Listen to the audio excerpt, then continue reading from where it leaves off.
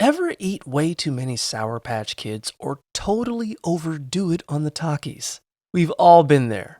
But now your tongue is paying the price.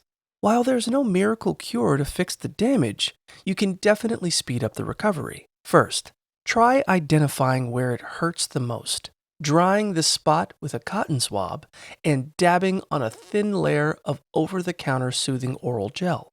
Next, if you prefer a natural route, try dropping a pinch of baking soda on the spot for a few minutes before spitting it out, letting a tiny ice chip melt on your tongue, or gargling warm salt water.